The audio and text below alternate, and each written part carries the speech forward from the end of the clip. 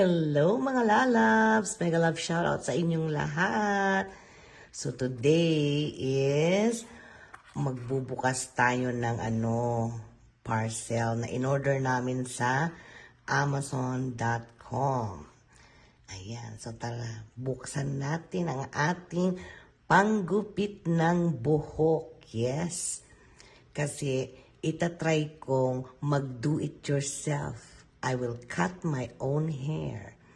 So let's see what's inside. Kung masasatisfy ba ako doon sa quality ng ating binili na panggupit ng buhok.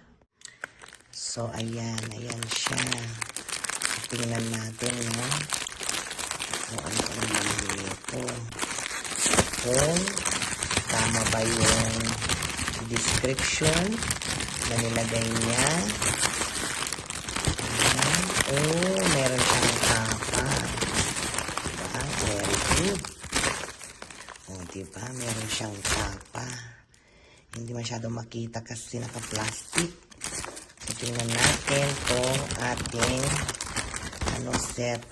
Yan. Kasi doon sa description, nung binili ko to, ito dapat ang kanyang laman.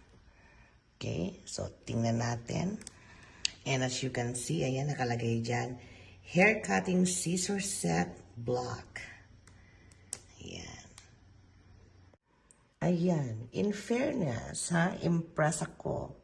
Kasi meron siyang lalagyan, meron siyang pamunas ng gunting, meron siyang hair clip, meron siyang cape, dalawang gunting, yan, isang pang shear, meaning yung pampanipis, tsaka dalawa yung kanyang supply. Okay, ngayon tingnan natin, buksan natin kung maganda ba yung quality. Ay, alam nyo guys, in fairness mabigat yung gunting. So, ibig sabihin, sturdy yan.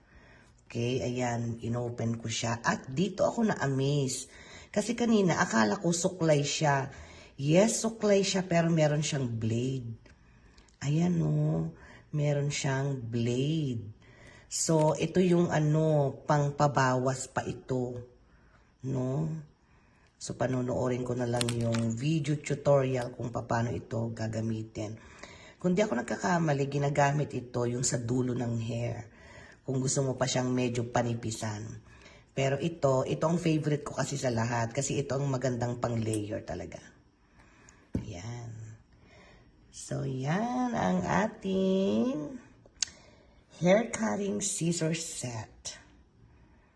Yan. Sa panahon ngayon, kailangan tayo ay maging masinop na dahil nga hindi na tayo nakaahon-ahon, no, sa recession. Hindi na tayo nakaahon sa inflation.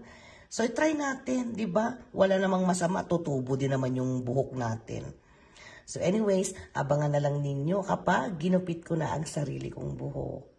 Gamit itong ating hair cutting scissor set. Thank you for watching and mega love shout out to my advocate members and advocate super chatters, family and friends, and my silent viewers. God bless!